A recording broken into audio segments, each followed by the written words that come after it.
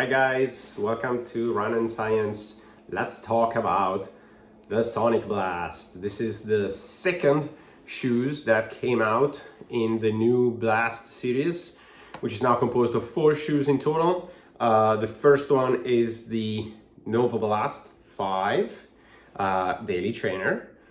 This is right above it in price and use case. This is a tempo plated shoe with a plastic plate, not a carbon plate. Then you have the Super Blast 2 and the Mega Blast. We've reviewed the Mega Blast a couple of days ago on the channel, so if you're curious of how and what do I feel about it, just go back and watch that review. The short line from that is that it's not too far from the Super Blast 2. They're very, very close shoes, very similar use case. This one is different. This one is a plated tempo trainer.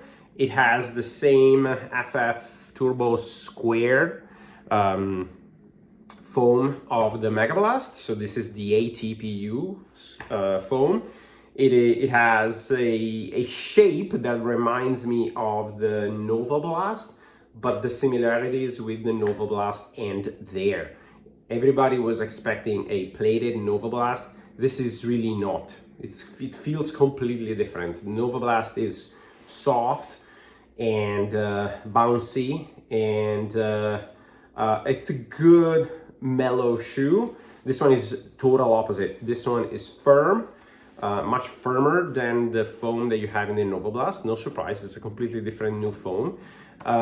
It is, in my opinion, this is a plated Super Blast 2. That's the thing that I will use, I will describe it better in my opinion. So as usual, let me tell you a little bit about the facts, scientific facts, and then I will tell you my biased opinion on this shoe. I'll try to keep these relatively short, okay? The scientific facts is that this shoe is pretty decent. I've ran at this point almost 100 miles on it, almost 50 miles on it, mostly on a treadmill, but I get a good feeling of what this shoe is for, and I believe this shoe is going to be a good option for many people. It doesn't have the same problem that Mega Blast has, which is price. This one is priced, I believe, at 170, 175, so it's reasonable, it's competitive within the market, and it has really a nice bounce. It is aggressive to a certain degree, not too aggressive. It's not meta speed level of aggressiveness. It has a good toe off.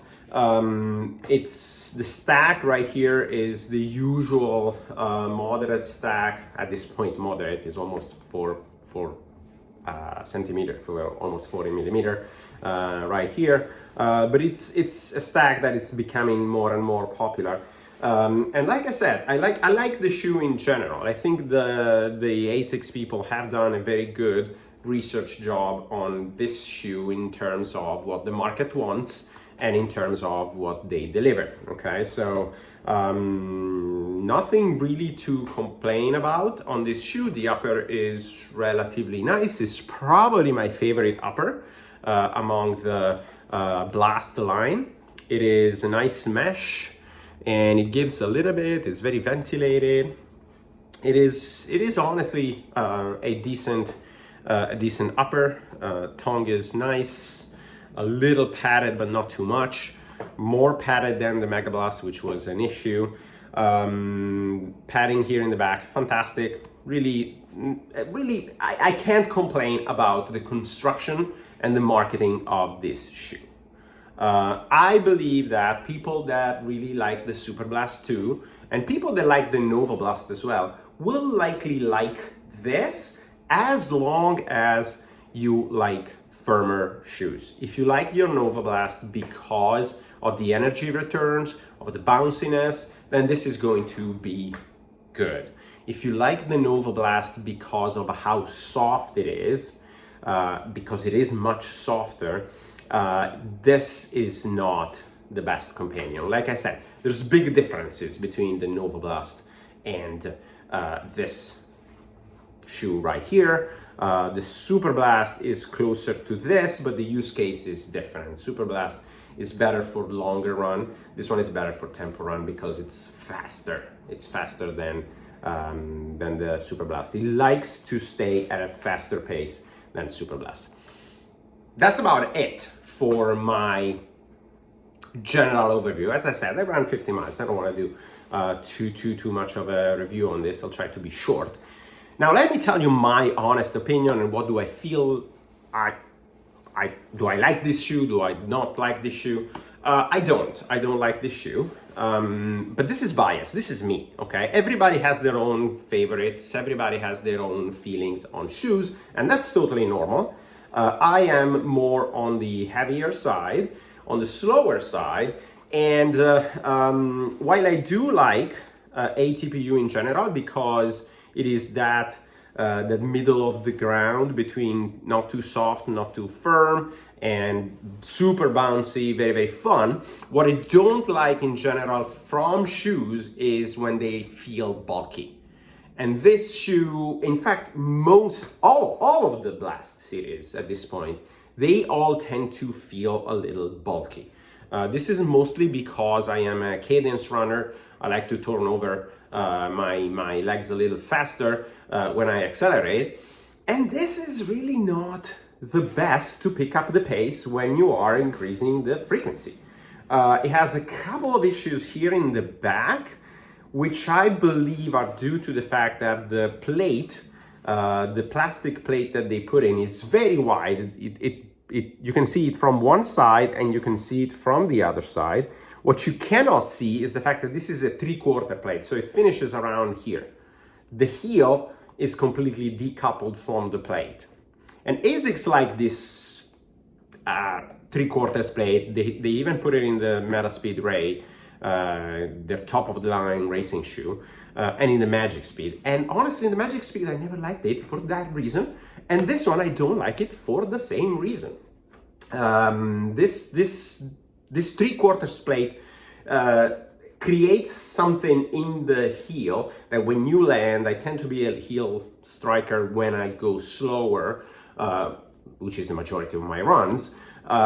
So really, when you land on the heel, it's not unstable per se, but it doesn't feel right.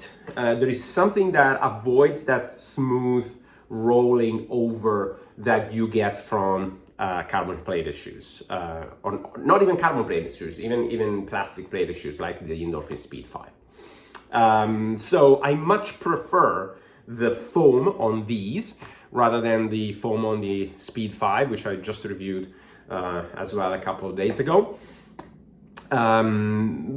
I much prefer the upper, but really this half, 3/4 plate doesn't really work for me, unfortunately.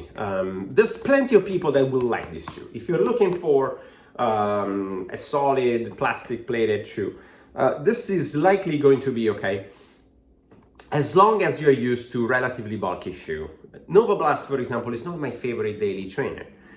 I still feel it's a little too bulky. Superblast, one of the best shoe of last year. I've run a marathon in them. But is it really my favorite shoe? No, it feels a little clunky, a little bulky. We discussed this in the Mega Blast review as well. This one feels exactly the same. It feels a little blocky, a little clunky. And it has this issue here in the heel that feels somehow not completely connected to the rest of the shoe. So for me, it doesn't work. The other thing that didn't work for me is the foam right here, the top foam, which is the ATPU foam. It's a little too firm, which for the first time in a plated shoe I had plate fatigue. I ran 2 days ago, I ran almost a 10 miler on these shoes, and I still have pain under my feet. I never, with any shoe, with any plated shoe that I've tried, I never had any plate fatigue. I didn't know what people really mean when they say I have plate fatigue. Now I know. What is it? Well, it's that discomfort in the ball of your foot after you use a plated shoe for a longer period of time. And I believe this is due to the fact that the ATPU foam right here, the top layer above the plate, is a little too firm. It softens up. It did soften up a little bit when running. It broke in, but still a touch too firm for my tasting. So for these two reasons, not my favorite shoes, unfortunately. Let's talk alternatives, because this is a crowded market, right? So you have the Speed 5, which we've discussed previously, very safe alternative to this. You have the Boston 13 from Adidas. That one is a nice shoe. It's very comparable to this. It's as firm as this. The foam is very similar. It's responsive and bouncy. I'm not 100% sure because of how firm that foam is. In the Adidas lineup, I much rather prefer the Evo SL, but that's a good option. They're comparable. I'm not sure which one is best, really. They're very comparable. Hoka Mach X3 at this point, I think it's just came out, and I didn't try it. I tried the 2. I've seen that it's basically the same shoe with the new upper. That one is also a very nice plastic plated shoe. The one that I would really prefer is the Nike Zoom Fly 6. That is not a plastic plate, it's a carbon plate, but it's much softer. It's the same softness as this. Is still, you can still bend the shoe. Okay, so the Zoom Fly 6 will be my top of the line shoe in this category. It's also a little bit cheaper than these and the Superblast, and then this and the Speed 5. Definitely cheaper than Superblast, but different stories. If you like ASICS, the other plated trainer from ASICS is the Magic Speed 5, I believe, which, like I said, is the 3/4 plate that I don't really like. But there is a shoe that I do like in ASICS lineup, and I'm gonna bring it over because it's very underrated, very underrated. So this is a special guest from this review. This is the ASICS S4 Plus Yogiri. Okay, this, they say it's a racing shoe. It has a carbon plate right here, similar to the Meta Speed Edge. It has the SB2 Superblast 2 FF Turbo Plus foam right here, and the EVA down at the bottom. So very similar construction to the SB2. And they say it's a marathon shoes, racing shoes for the slower marathoner, for the 3 to 4 hour range, and I think even above that marathoner. I really do like this shoe. This one, in my opinion, this is $200, a little more expensive than the Sonicblast. But in my opinion, if you're looking for a shoe that is from ASICS, because you like the fit of ASICS, and you want a carbon plated or a plated shoes from ASICS, and you don't want to go Meta Speed because they are really aggressive, super aggressive, then you should think at this one here. Much better, for me, it's much better than the Sonicblast and much better than the Magic Speed. And they serve a very similar purpose. They say that this is a racing shoe, but from what I've seen, it's very durable. It really, I believe this is an awesome tempo shoe that could also work as a racing shoe. Okay, so this is my suggestion for carbon plated, or rather plated, shoes from ASICS if you are on the slower side and you don't want to go super aggressive, but you still want good return and good pop from the carbon plate. This shoe is really good. Okay, so just as a bonus, yes, this is a Sonicblast review, but a mini review of the ASICS S4 Plus Yogiri. It's very hard to find. They just re-released it on the ASICS website in this colorway, which I just got it. I've ran 20 miles on it, one 20 miler, a little less than 20 miler.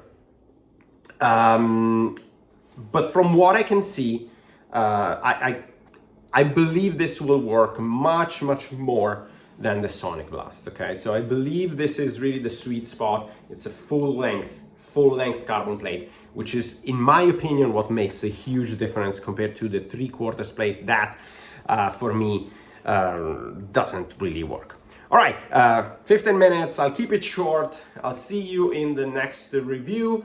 It might be even a review of these. As soon as I hit 50 miles, I usually wait 50 miles to do a full review, or rather a first review, because 50 miles is probably not that much to get a full review in.